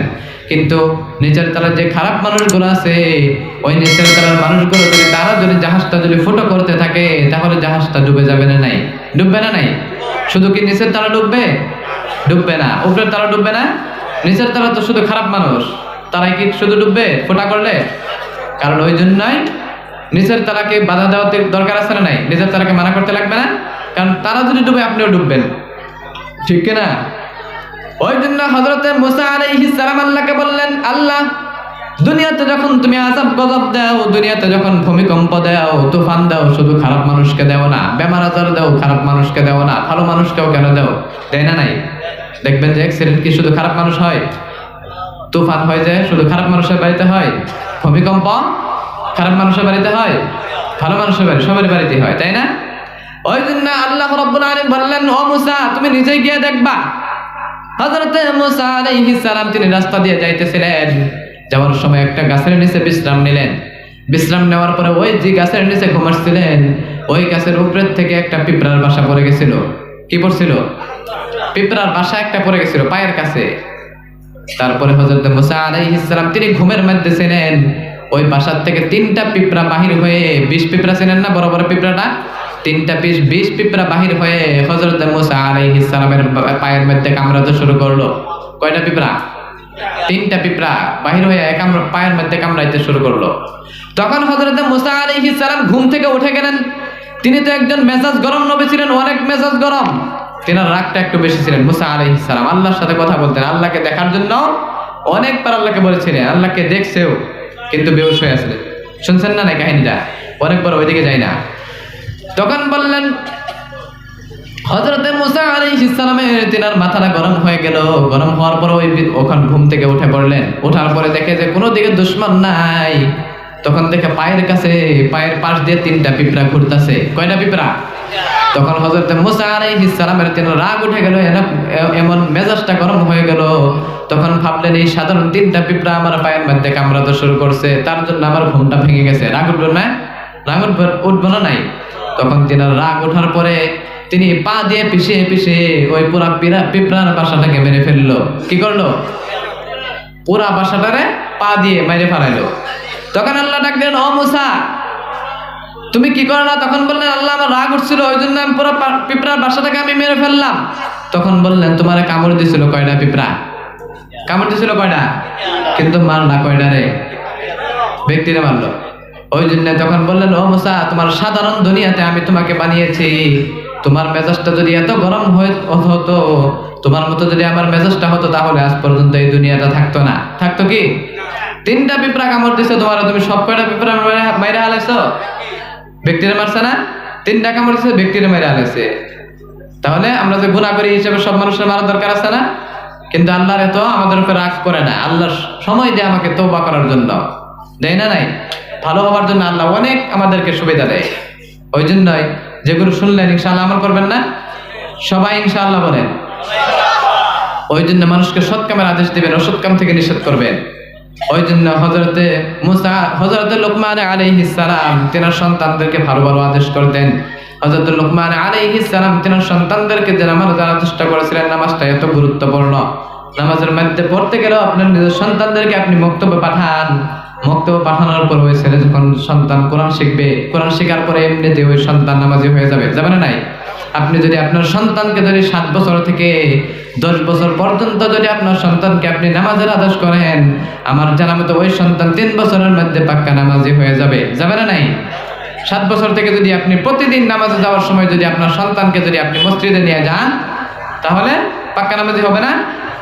7 বছর থেকে আপনি 10 বছর পর্যন্ত আপনার সন্তানকে মসজিদে নিয়ে যান।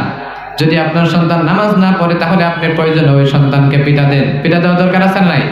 চোখ গরম করেন, রাগ দেখান, কিন্তু ওই সন্তানকে তাও নামাজ পড়ানোর দরকার আছে না? নাই? সবাই ইনশাআল্লাহ করবেন তো? কালকের থেকে সবাই ইনশাআল্লাহ করবেন। কালকের থেকে বক্তব্য পাঠাবেন, কারণ ওই কোরআন শরীফটা অনেক দামি কিতাব। ওই কোরআন শরীফটা যদি পড়তে পারেন, তাহলে অনেক নিয়ামত আছে। একটু আগে বলছি না, একটা করে আয়াত পড়বেন আর জান্নাতের মধ্যে এক তারা করে আল্লাহ জান্নাতের মধ্যে বিল্ডিং বানাই দিবে, দিবে না? নাই? ওই জন্য সবাই ইনশাআল্লাহ শিখবেন। হযরতে আব্দুল কাদের জিলানী রাহমাতুল্লাহি আলাইহি তিনি একজন অনেক বড় পীর ছিলেন। কি ছিলেন? বড় পীর আব্দুল কাদের জিলানী। নাম শুনছেন কি? কে কে শুনছেন? সবাই শুনছেন তো না? হযরতে আব্দুল কাদের জিলানী রাহমাতুল্লাহি আলাইহি তিনি একজন অনেক বড় পীর ছিলেন। তিনার একটা বাল্যকালের একটা ছোট্ট একটা ঘটনা। তিনি যখন বাল্যকাল ছিলেন, তিনার বাবা ছিলেন না, তিনার মা শুধু ছিলেন। তিনার মা তিনাকে মাদ্রাসার দিকে যখন পাঠাইলেন, পাঠানোর সময় 2টা শিক্ষা দিয়ে দিয়েছিলেন। কয়টা শিক্ষা? 2টা শিক্ষা দিয়ে দিয়েছিলেন। 2টা শিক্ষা দিয়ে দিয়েছিলেন। 1 নম্বর শিক্ষা হলো, ও আমার সন্তান, তুমি যখন মাদ্রাসার দিকে যাবা, আগের জামানায় তো কোনো গাড়ি ছিল না, ওইরকম পায়ে হেঁটে যাইতো। যখন নাকি তুমি মাদ্রাসার দিকে যাবা, তখন কারোর সাথে কোনো ঝগড়া করবে না। মাদ্রাসায় গিয়েও কারোর সাথে ঝগড়া করবে না, কারণ তোমার তো বাবা নাই, তোমাকে দেখার জন্য কেউ নাই, ঠিক না? নাই? যাদের বাবা নাই তারা জানে, তাদের মাথার থেকে ছায়াটা চলে যায়, তাই না? তুমি যখন মাদ্রাসায় যাবা, কারোর সাথে ঝগড়া করবে না। 2 নম্বর শিক্ষা দিয়েছিল, ও আমার সন্তান, তুমি যখন নাকি মাদ্রাসায় যাইবা, জীবনে কারোর সাথে মিথ্যা কথা বলবা না। কি করবা না? মিথ্যা কথা বলবা না। মিথ্যা কথা বলা অনেক বড় পাপ, মিথ্যা কথা কখনো বলবা না। তখন হযরতে আব্দুল কাদের জিলানী যখন মাদ্রাসার দিকে যায়, তিনি একজন ছোট্ট বাচ্চা ছেলে। যাওয়ার সময় রাস্তার পাশ দিয়ে যখন যায়, যাওয়ার সময় রাস্তার মধ্যে কয়েকজন ডাকাতে ধরে। কিসে ধরে? সবাই শুনতেছেন তো? রাস্তার মধ্যে ডাকাতে ধরলো। ডাকাতে ধরার পর বললেন, ও ছেলে, কোথায় যাও? কোথায় যাও? তখন বললেন, আমি মাদ্রাসার দিকে যাই। তখন বললেন, তোমার ব্যাগের মধ্যে কি? তখন সব ব্যাগটা বাহির করে দিয়ে দিলেন। হযরত আব্দুল কাদের জিলানী রাহমাতুল্লাহি আলাইহি তিনার মাঝে তিনাকে কয়েকটা টাকা মুদ্রা দিয়েছিলেন। ওই মুদ্রাগুলো পকেটের মধ্যে সেলাই করে দিয়েছিলেন। ডাকাতে বলার আগে বললেন যে, তোমার কাছে কি কি আছে সমস্ত কিছু বাহির করে দিয়ে দাও। তখন ওই হযরত আব্দুল কাদের জিলানী নিজের পকেট থেকে ওই টাকা মুদ্রাগুলো সমস্ত কিছু বাহির করে চোরের হাতে দিয়ে দিলেন। চোর মনে মনে চিন্তা করে, জীবনে অনেক চুরি করেছি, অনেক ডাকাতি করেছি, কিন্তু এইরকম সাধারণ একটা ছেলের মতো পাই নাই, যাকে নাকি বলার আগে সমস্ত কিছু দিয়ে দিল। তখন বললেন, ও বাচ্চা, তোমার কাছে চাওয়ার আগে তো সমস্ত কিছু আমাকে দিয়ে দিলা, আমি তো এই সব কিছু নিয়ে নিব। কি করব? চাওয়ার আগে যে দিয়ে দিলা, সবকিছু তো আমি নিয়ে নিব, কেন দিলা? তখন বললেন, আমার কাছ থেকে সমস্ত কিছু নিয়ে নিতে পারেন, কিন্তু আমার মুখ থেকে কখনো মিথ্যা পাবেন না। সমস্ত কিছু নিয়ে নেন, কিন্তু আমার মুখ থেকে কখনো মিথ্যা কথা পাবেন না। সমস্ত কিছু বাহির করে দিয়ে দিছে। আমাদের সন্তান এগুলো করবে? তখন আব্দুল কাদের জিলানীকে বললেন, ও ছেলে, তুমি আমাদেরকে এই খারাপ রাস্তার থেকে তুমি ভালো পথে নিতে পারো। তখন সঙ্গে সঙ্গে কলিমা পড়ায় দিলেন, লা ইলাহা ইল্লাল্লাহু মুহাম্মাদুর রাসূলুল্লাহ সাল্লাল্লাহু আলাইহি সাল্লাম। একটু জিকির করেন, লা ইলাহা ইল্লাল্লাহ, জোরে লা ইলাহা ইল্লাল্লাহ, লা ইলাহা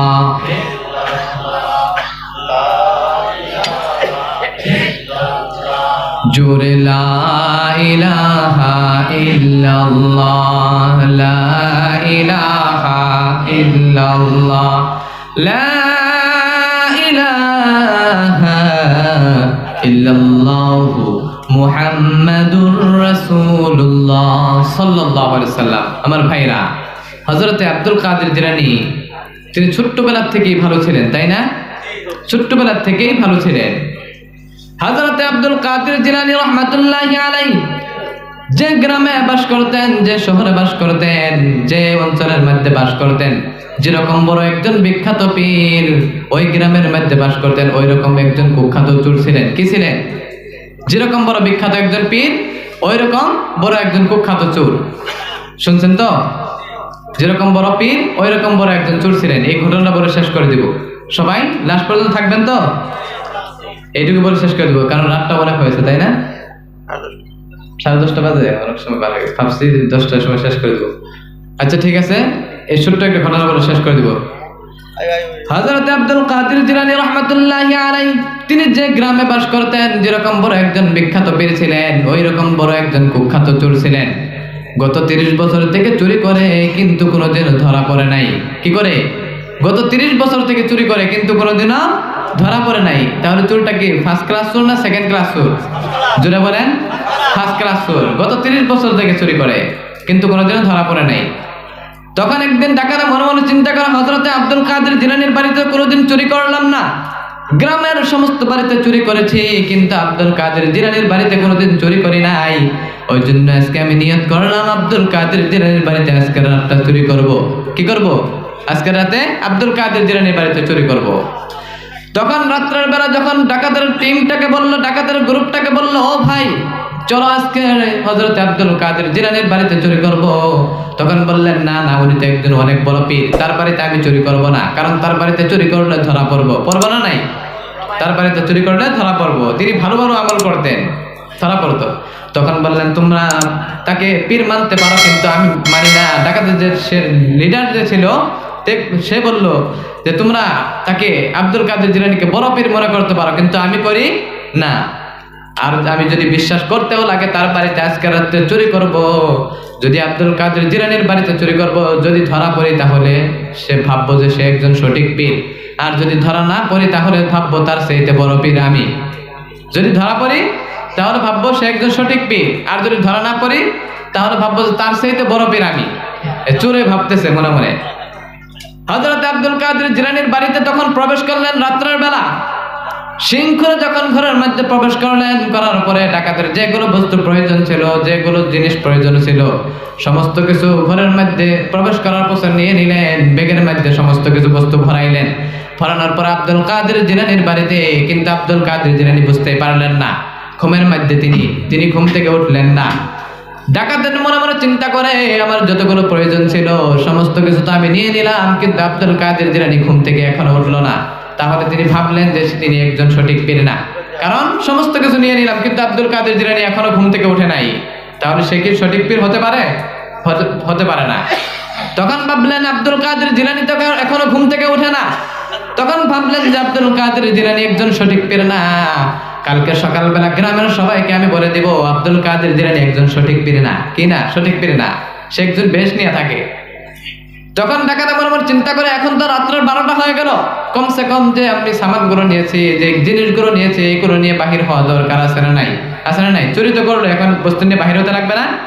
চোর যখন বস্তুগুলো নিয়ে, বস্তাটা নিয়ে, ব্যাগটা নিয়ে যখন বাহির হতে যায়, দরজাটা অটোমেটিক বন্ধ হয়ে যায়। সুবহানাল্লাহ পড়েন। দরজাটা অটোমেটিক বন্ধ হয়ে যায়। তখন আব্দুল কাদের জিলানী তখন তিনি একটু ঘুমটা এখন ভেঙে আসবে, কারণ রাত্রে তাহাজ্জুদের সময় হয়েছে। তাহাজ্জুদের সময় উঠবে না আব্দুল কাদের জিলানী। চোরে মনে মনে চিন্তা করে, অনেক চেষ্টা করলাম, দরজা খোলা যায় না। তখন ব্যাগটা মাথার উপরে থেকে নামিয়ে তখন দরজাটা খুলতে যখন যায়, অটোমেটিক দরজাটা খুলে দেয় কে? কথা বলেন। অটোমেটিক দরজাটা খুলে যায়। ব্যাগ খুলে যখন ব্যাগটা রেখে যখন দরজাটা খুলতে যায়, অটোমেটিক দরজা খুলে যায়। আর ব্যাগটা নিয়ে যখন বাহির হতে যায়, দরজাটা অটোমেটিক লক করে দেয়। ওই জন্য অনেক চেষ্টা করার পরে দরজা খোলে না। ব্যাগ নিয়ে দরজা বন্ধ, আর ব্যাগ রেখে দরজা খোলা। ব্যাগ নিয়ে দরজা বন্ধ আর ব্যাগ রেখে দরজা খোলা, দরজাটা খোলে না। তখন ডাকাতে মনে মনে চিন্তা করেন, আব্দুল কাদের জিলানী তো এখন ঘুম থেকে উঠবে, রাত্রের 12টা বাজে, কমসে কম ব্যাগ কি নিব, আমি কমসে কম আমার নিজের জানটা এখান থেকে নিয়ে বাহির হই, কারণ জানটা বাহির হতে লাগবে না। জান বাঁচানো তো ফরজ, চোর এটা জানে জান বাঁচানো ফরজ, বস্তু থাক লাগবো না, আমি নিজের জানটা নিয়ে বাহির হই। ডাকাতে ব্যাগ স্যাগ ওই সমস্ত কিছু ছেড়ে দিয়ে নিজের জানটা নিয়ে যখন বাহির হতে যায়, দরজাটা খুলতে যায়, দরজাটা এমন করে লক হয়ে গেছে কিরকম নাকি বাহির থেকে কে যেন লক করে দিয়েছে। বলেন সুবহানাল্লাহ। আব্দুল কাদের জিলানী প্রতিদিন ঘুমানোর সময় পড়তেন কোরআন শরীফের সবচাইতে শ্রেষ্ঠ আয়াতের নাম হলো আয়াতুল কুরসি। সবাই জানি না? সবাই নাম জানি না? আয়াতুল কুরসি। আব্দুল কাদের জিলানী প্রতিদিন ঘুমানোর সময় পড়তেন আল্লাহু লা ইলাহা ইল্লা হুয়াল হাইয়ুল কাইয়্যুম লা তা'খুযুহু সিনাতুন ওয়ালা নাওম লাহু মা ফিস সামাওয়াতি ওয়া মা ফিল আরদ মান যাল্লাযী ইয়াশফা'ু 'ইনদাহু ইল্লা বিইذনিহি ইয়া'লামু মা বাইনা আইদিহিম ওয়া মা খালফাহুম ওয়া লা ইউহীতুনা বিশাইইন মিন 'ইলমিহি ইল্লা বিমা শা'a ওয়াসি'a কুরসিয়্যুহুস সামাওয়াতি ওয়াল আরদ ওয়া লা ইয়াউদুহু হিফযুহুমা ওয়া হুয়াল আলিয়্যুল আযীম। সুবহানাল্লাহ পড়েন। আল্লাহ রাব্বুল আলামিন বলেন, যে বান্দা নাকি আয়াতুল কুরসিটা রাতের বেলা পড়ে ঘুম আসবে, তার জানমালের হেফাজতের দায়িত্ব আমার আল্লাহ নিজে নিয়ে নেয়। বলেন সুবহানাল্লাহ। যে ব্যক্তি আয়াতুল কুরসি রাতের বেলা পড়ে ঘুম আসবে, তার সমস্ত কিছু জানমালের হেফাজতের দায়িত্ব আমার আল্লাহ নিজে নিয়ে নেবে। চোরের কোনো ভয় থাকবে না, দুশমনের কোনো ভয় থাকবে না। থাকবে কি? আপনি এই আয়াতুল কুরসিটা পড়ে প্রতিদিন রাত্রে ঘুম আসবেন, তাহলে আল্লাহ সমস্ত জানমালের হেফাজতের দায়িত্ব আমার আল্লাহ আপনার নিয়ে নেবে। তাহলে দরকার আছে না পড়ার? সবাই ইনশাআল্লাহ পড়বেন। কে কে জানেন আয়াতুল কুরসি? হযরত আব্দুল কাদের জিলানী রাহমাতুল্লাহি আলাইহি প্রতিদিন ঘুমানোর সময় এই দোয়াটি পড়ছিলেন। ওই জন্য আল্লাহ রাত্রের 12টার সময় অটোমেটিক তিনাকে ঘুম থেকে জাগ্রত করে দিলেন। করে দেওয়ার পরে দেখে যে ঘরের মধ্যে একজন চোর প্রবেশ করেছে। এখন যদি তিনি ঘুম থেকে উঠে যায়, ওই চোরটা ঘর থেকে দৌড়িয়ে পালিয়ে যাবে, যাবে না নাই? ওই জন্য আব্দুল কাদের জিলানী মনে মনে ভাবলেন, এখন তো তাহাজ্জুদের সময় পার হয়ে যাইতেছে, কারণ ঘরের মধ্যে দেখলো যে তায়াম্মুম করার জন্য মাটি আছে। ওইখানে হযরত আব্দুল কাদের জিলানী যখন ঘুম থেকে উঠলেন, বিছানা থেকে যখন উঠলেন, চোরটা নিজের জানের ভয়ে দৌড় দিয়ে গিয়ে আব্দুল কাদের জিলানী যে বিছানার উপরে ঘুমিয়েছিলেন, ওই বিছানার নিচে গিয়ে পালিয়ে গেলেন। কি করলেন? যে বিছানার উপরে ঘুমাচ্ছিলেন আব্দুল কাদের জিলানী, ওই বিছানার নিচে পালিয়ে গেলেন ওই চোরটা। চোরে মনে মনে ভাবতেছে, আব্দুল কাদের জিলানী তো রাত্রের বেলা তাহাজ্জুদের জন্য উঠবে, ওযু করার জন্য বাহিরে যাবে, যাবে না নাই? ওই সময় আমিও তার পিছনে পিছনে বাহির হয়ে যাব। চোরের প্ল্যানটা কিন্তু অনেক সুন্দর ছিল, তাই না? চোর মনে মনে ভাবতেছে, আব্দুল কাদের জিলানী যখন ওযু করার জন্য যখন বাহিরে যাবে, ওই আব্দুল কাদের জিলানীর সাথে সাথে আমিও তার পিছনে পিছনে বাহির হয়ে যাব। কিন্তু আব্দুল কাদের জিলানী তিনিও ভাবতেছেন, আমি আজকে বাহিরে যাব না। কি করব না? বাহিরে যাব না, কারণ আমি যদি বাহিরে ওযু করতে যাই, তাহলে আমার সাথে সাথে ওই চোরটাও পালিয়ে যাবে, যাবে না নাই? ওই জন্য তিনি বাহির হইলেন না। ঘরের মধ্যে মাটি ছিল, ওই মাটি দিয়ে তায়াম্মুম করে ওইখানে তায়াম্মুম করে নামাজ আদায় করে নিলেন। নামাজ আদায় করার পরে চোরে মনে মনে সমস্ত কিছু ওই বিছনার তল থেকে দেখতেছে, বিছনার নিচের থেকে সমস্ত এই দৃশ্যটা দেখতেছে। চোর বিছনার নিচের থেকে ভাবে, জীবনে অনেক পীর দেখেছি, কিন্তু এরকম পীর দেখি নাই যে পীর নাকি ওযু ছাড়া নামাজ পড়ে। কি করে? ওযু ছাড়া নামাজ পড়ে। জীবনে অনেক পীর দেখছি আল্লাহ, কিন্তু এরকম পীর দেখি নাই যে পীর ওযু ছাড়া নামাজ পড়ে। চোর কি বুঝে ওযু কাকে বলে, তায়াম্মুম কাকে বলে? বুঝেন না আপনারা? তায়াম্মুম করলো না নাই? কিন্তু চোর ভাবতেছে, তিনি ওযু করেন নাই, আমি কালকে দিনের বেলা গ্রামের সমস্ত মানুষকে বলে দিব আব্দুল কাদের জিলানী একজন সঠিক পীর না, কারণ যে পীর নাকি ওযু ছাড়া নামাজ পড়ে। ওযু ছাড়া নামাজ পড়লো কি? পড়ে না, তায়াম্মুম মানে বুঝে না। ওই জন্যই একজন সাধারণ মানুষ হয়ে আলিমুল আমাদেরকে ভুল ধরাটা ঠিক না। ঠিক কি? ঠিক না। অনেক জায়গায় দেখাতে দেখবেন, মাথায় লম্বা লম্বা টুপি পরে, লম্বা লম্বা জুব্বা পরে, মনে হয় আসমান থেকে ফেরেশতা নেমে আসছে। আসে না এরকম মানুষ? আমাদের দরঙ্গে বেশি আছে। দেওবন্দি আলিমদেরকে গালি দেয়, একজন আলিম হয়ে আরেকজন আলিমকে গালি দেয়। এটা কি মেনে নেওয়া যায়? ওই জন্যই কোনো আলিমকে গালি দিবেন না, কারণ একজন আলিমকে আপনি যদি ভালো করে যদি দেখেন, আর একজন আলিমের সাথে যদি সালাম দেন, মুসাফা করেন, তাহলে বিশ্বনবী বলেন, ওই বান্দা যেন আমার সাথে সালাম করলো, মুসাফা করলো। বলেন সুবহানাল্লাহ।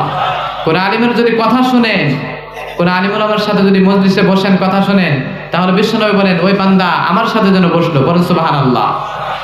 আর যে বান্দা নাকি দুনিয়াতে আমার সাথে বসবে, কাল কিয়ামতের দিন ওই বান্দা আমার সাথে জান্নাতের মধ্যে বসবে, সুবহানাল্লাহ পড়েন। তাহলে আলিমুল আমার সাথে বসার দরকার আছে না? আলিমুল আমার মজলিসে বসবেন। তখন আব্দুল কাদের জিলানী রাহমাতুল্লাহি আলাইহি, চোরটা এখন কোথায়? বিছনার তলে। আর আব্দুল কাদের জিলানী বিছনার উপরে, চোর হলো বিছনার নিচে। চোর মনে মনে চিন্তা করে, রাত তো এখন ফজরের নামাজ সময় হয়ে গেল, রাত তো পুরা পার হয়ে গেল, এখন কেমনে করে বাহির হই? আব্দুল কাদের জিলানী তো বাহিরে যায় না।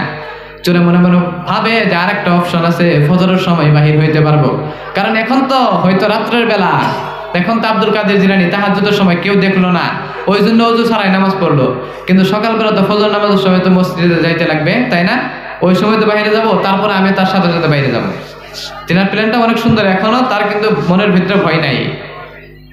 তখন হযরত আব্দুল কাদের জিলানী রাহমাতুল্লাহি আলাইহি তিনি আবারও তাহাজ্জুদের মধ্যে দাঁড়িয়ে দাঁড়িয়ে নামাজ পড়লেন। তখন ফজরের যখন আজান হয়ে গেলেন, যাওয়ার পরে আব্দুল কাদের জিলানী মসজিদে যায় না, কারণ মুসল্লিরা মনে মনে ভাবলেন যে আব্দুল কাদের জিলানী হয়তো অসুস্থ। মসজিদের মধ্যে তারা একাই নামাজ পড়লেন। আব্দুল কাদের জিলানী মসজিদের মধ্যে ইমামতি করতেন, ইমাম সাহেব মসজিদে যায় নাই।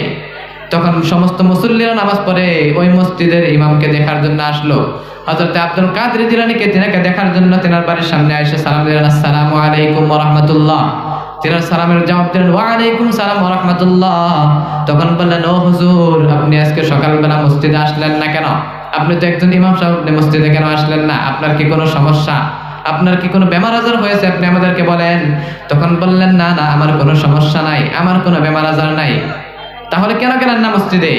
তখন বললেন, আমি কেমনে করে মসজিদে যাই, কারণ মসজিদের ইমাম তো আমার বিছনার নিচে। কোথায়? বিছনার নিচে।